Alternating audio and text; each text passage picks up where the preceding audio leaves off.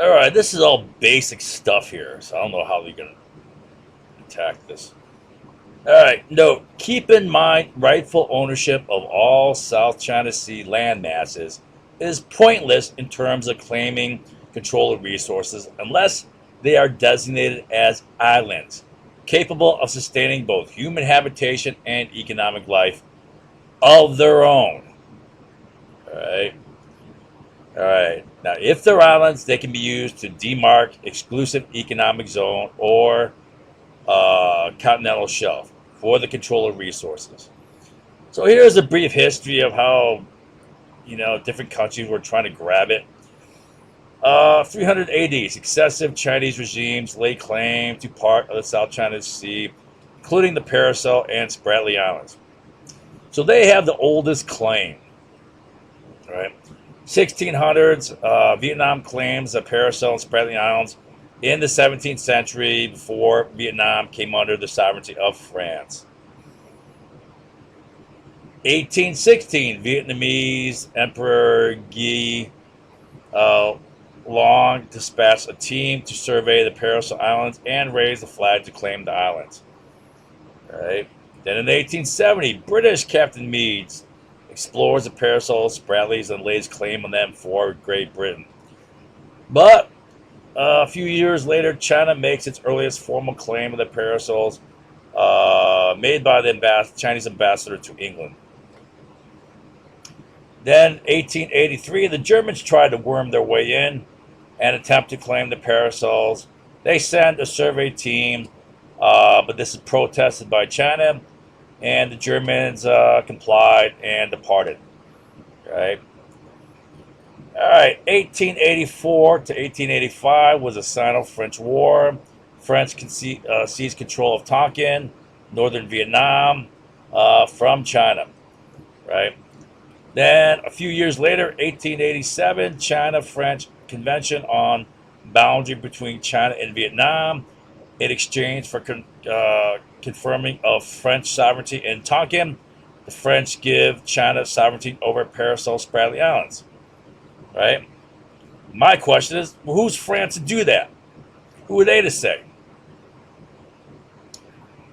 1909, the Chinese Qing dynasty sent Admiral Lin Zun in command of a naval force to inspect the Paracel Spratly Islands. 1911, Republic of China moves administrative control of Paracels to Hainan Island, 20 miles off the coast of China. Right? So that's a move to control the Paracels. Then, 1928, China announced the Paracels are its southernmost boundary. However, this will contradict later claims that the Spratlys are considered China's southern territorial boundary. 1931, France turns around and claims the Paracels Islands. 1932, France transfers administrative rule of the Paracels to Thuan Province, Vietnam. And the Spratlys emerged in December 1933 with Ba Ri Province of the Cochin Authority, Vietnam. 1939, Japan invades and captures the Paracels and Spratlys. 1945, China given the Spratly Islands, according to the Cairo and Potsdam declarations, but not the Paracels, as China claims.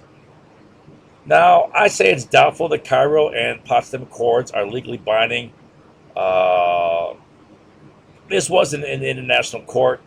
It was just USA, UK, and USR getting together and saying, okay, this is the way we're going to divvy things up here. 1946, U.S. grants independence to Philippines and reminds them that the Spratlys belong to China.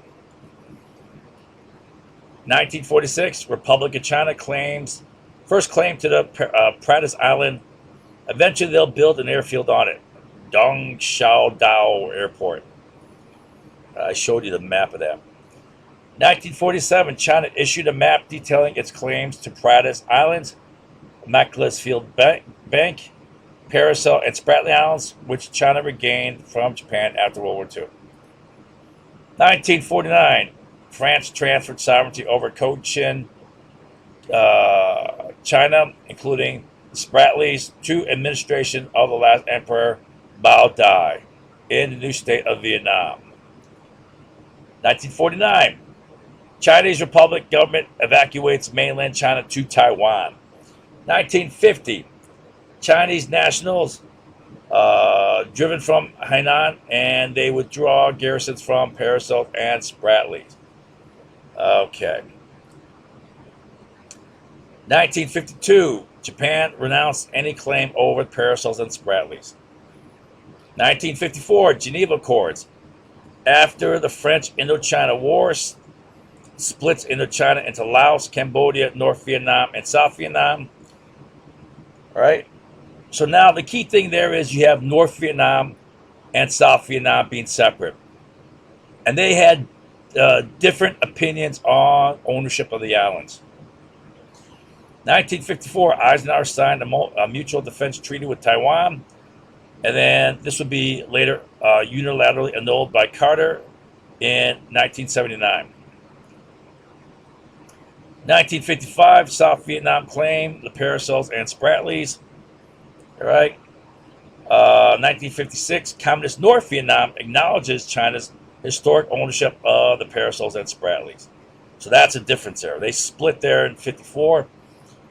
Then 1958, Chinese declaration of the government of the People's Republic of China on China's territory seas include both the Parasol and Spratly Islands. 1970, China occupies the Amphitrite group of islands in the northeast Parasols. 1971-73, North Vietnam flips and now claims ownership of Spratlys. Remember, North Vietnam was like, oh, okay, it's saying to communist China, hey, we're your communist buddies. You own the Parasols and Spratlys. Now they're flipping.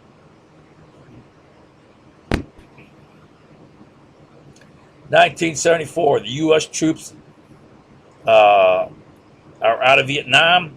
China makes its move to claim all the Parasol Islands. South Vietnamese claim the Western Parasols, and China claimed the Northeast Amphitrite group. Armed Chinese fishing boats had driven Vietnamese fishing boats out of the Western Parasol chain, and the Chinese fishermen set up a fish processing plant, raised the Chinese flag over the island, and then South Vietnamese sent warships, which were then met by Chinese warships, and were overwhelmed by the Chinese. China forcibly seized control of the entire Parasols thereby. 1978, Philippine President Marcos decrees the 1596 claimed control of most of the Spratly Islands. 1979, Vietnam Ministry of Foreign Affairs published a white paper claiming sovereignty over Parasols and Spratlys. It's a flip-flop from their 1956, saying, okay, China, they're yours. 1979, in a move to split the communist world by aligning communist China against the USSR and Vietnam, President Carter formally recognized the People's Republic of China, established the diplomatic relations, opened the U.S. Embassy in Beijing, closed the U.S. Embassy in Taipei, and annulled the Sino-American Mutual Defense Treaty that was made by Eisenhower with Taiwan in exchange for PRC aid for the Mujahideen. And China did help the Mujahideen in Afghanistan, fighting the Soviets in Afghanistan, and for a punitive invasion of Vietnam. Instead, Carter signed the Taiwan Relations Act, which confirmed commercial relations, provided weapons assistance, but no treaty obligation for military intervention. Right? That's kind of key. Right? That's the whole purpose of a treaty. You get that obligation to intervene against a common enemy. 1988, China and Vietnam engaged in a brief naval skirmish on and around Johnson South Reef in the Spratly Islands. Result: Vietnam was defeated, and China seized 7 reefs and started building them up into artificial islands. wrongfully using them to claim territory. Also, it's wrongful to build them up so long as they're in the territorial waters of another nation, like the Philippines or Malaysia. 1992, China passes a law of the territorial sea and the contiguous zones, which claim the entire South China Sea based upon historic claim that dates from the Z Dynasty, uh, 2205 to 1766 BC. Claims Paracel, Spratly, and Pratis land masses demarc territory. Bullshit. 1992, China awarded Denver-based Crestone Energy Corporation the right to search for oil and gas off what it calls the Wan'an Bay Reef of the Spratly Islands. China has no territorial rights in the Spratlys and therefore no exclusive economic zone rights. So this is illegal to develop oil there for China. 1994, 2 Chinese warships blockaded a Vietnamese oil rig in the South China Seas east of Vietnam near the Paracel Islands, preventing resupply and forced at least one supply ship to turn back. Vietnam awarded a contract to a consortium led by Mobil, while China awarded Crestone Energy a contract to explore oil in the same area. 1995, Vietnamese claim of a Taiwanese warship fired at a Vietnamese cargo ship. So it's not just China fighting someone else, it's also now Vietnam and Taiwan fighting each other. 1996, a Philippine gunboat and 3 Chinese vessels engaged in a 90-minute gun battle near Campones Island in the Mischief Reef of the Spratly Chain, claimed by both China and the Philippines. Philippines begins to challenge China over the Scarborough Shoals.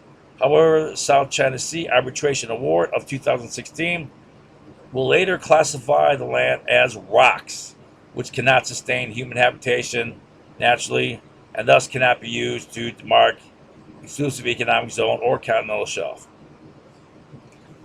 2000.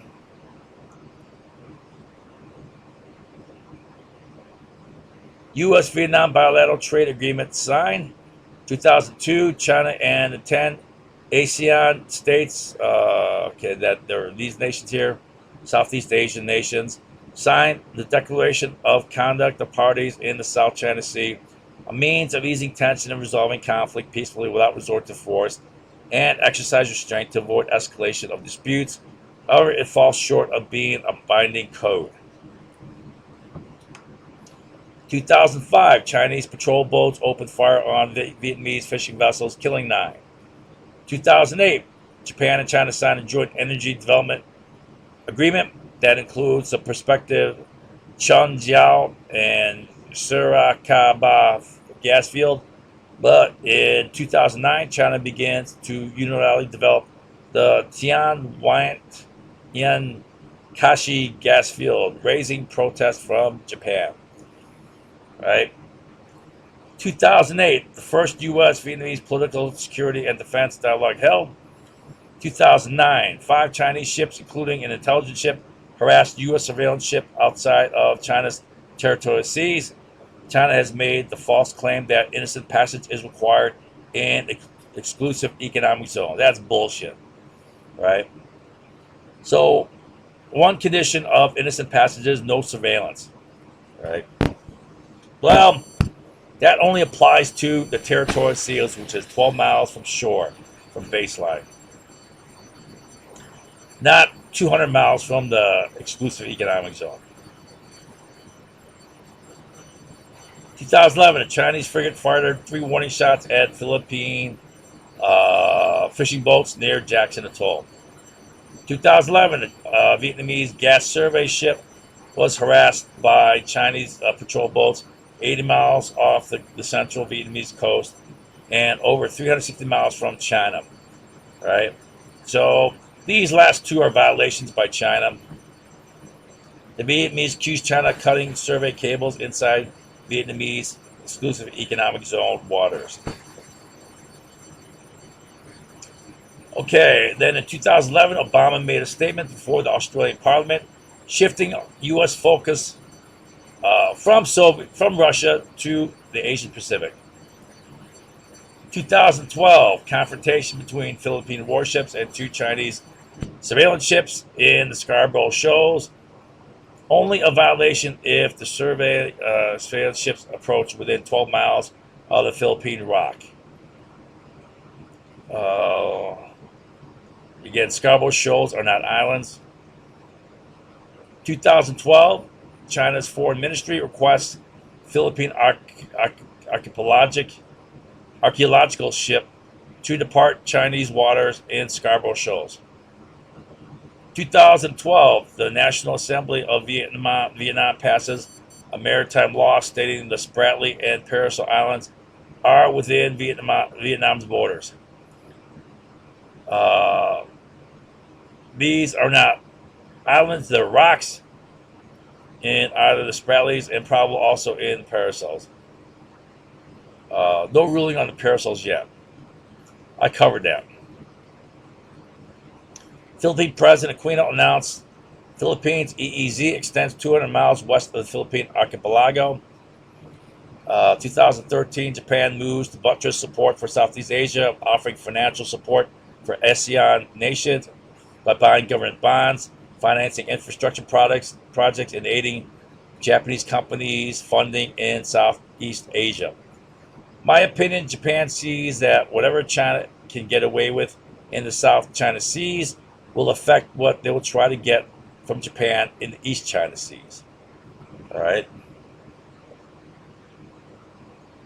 That's my opinion. 2013, Philippines filed an international arbitration case against China sovereignty claims in the Spratlys and Scarborough Shoals. In 2016, this will be ruled in favor by the Hague Court. China has no EEZ or continental shelf claims without natural islands.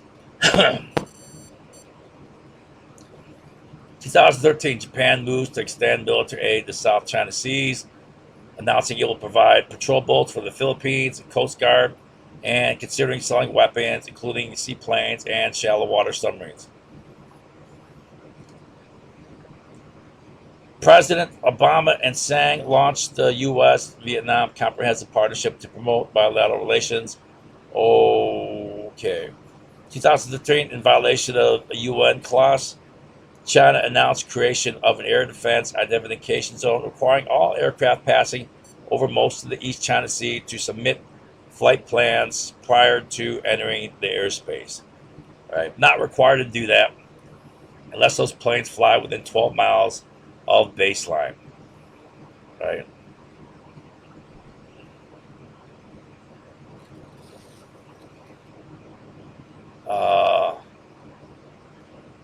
2013, USA begins freedom navigation patrols in waters claimed by China, Taiwan, Malaysia, Philippines, and Vietnam. So it's not just China. Other nations are making their claims, and a lot of them are bogus. 2014, U.S. and Philippines signed new defense pact. 2014, China moves to install an oil rig in contested waters in Paris Islands. Vietnam dispatches ships, resulting in collision with a Chinese ship. China announces it will withdraw the rig a month ahead of schedule. So China backed down. It took a ship bumping by a Vietnamese naval vessel. 2014, U.S. relaxes lethal weapons embargo on Vietnam to bolster maritime security. 2014, Chinese fighter plane buzzes a U.S.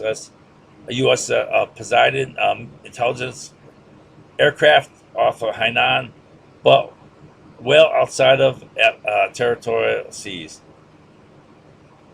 China made a baseless claim of innocent passage required in the EEZ. All right. I'm really tired. I'm going to take a break here for a second.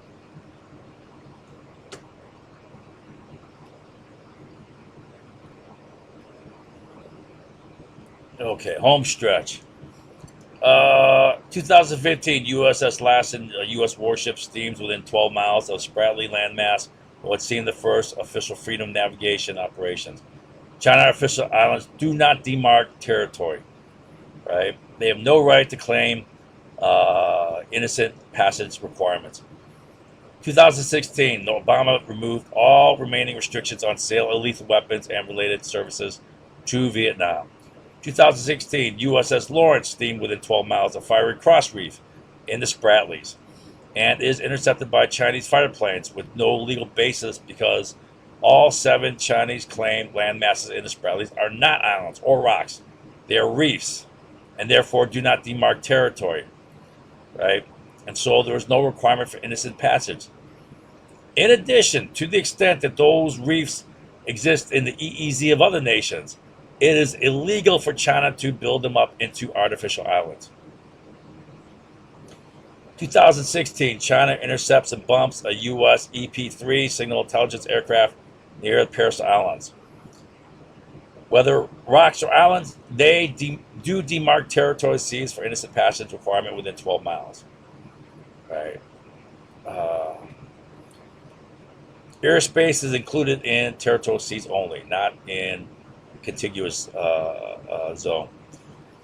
2016, China deploys surface-to-air missiles to the Paracels. Airspace is included in territorial seas.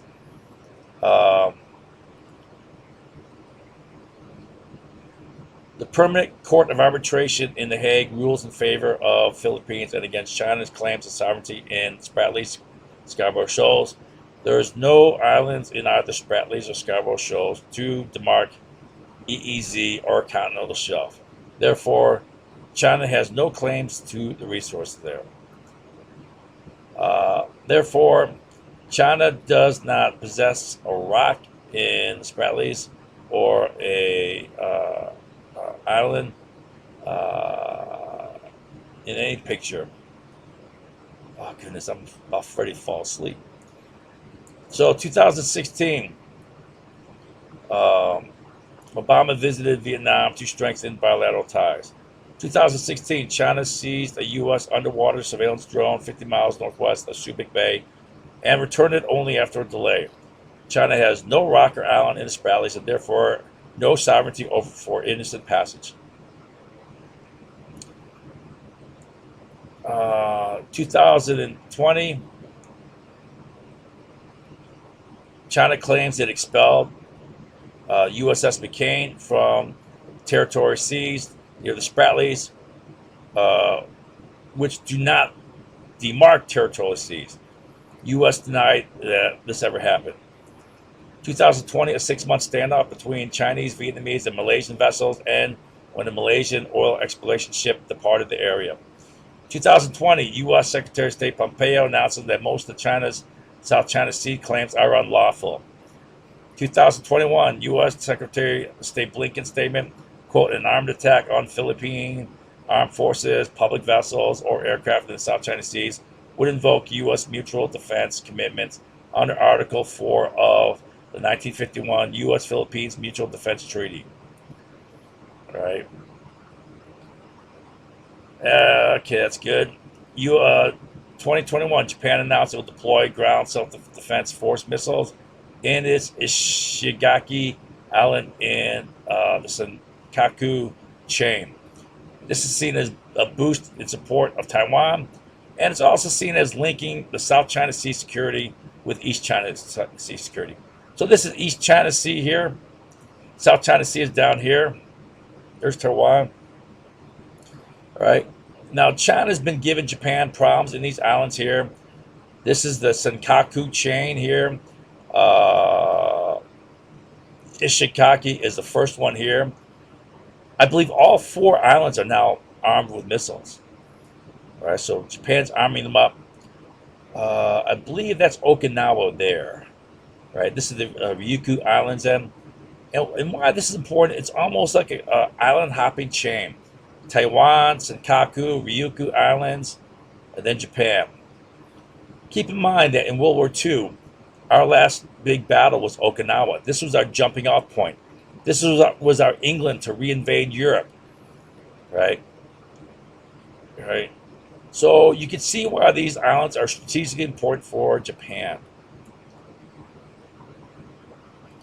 All right, so that's a brief history of all the fighting and claims over islands. But keep in mind, for those islands to be valid, uh, they must demark exclusive economic zone or continental shelf. All right, and to do that, they must be designated as a natural island. Okay, that's the way I understand it right now.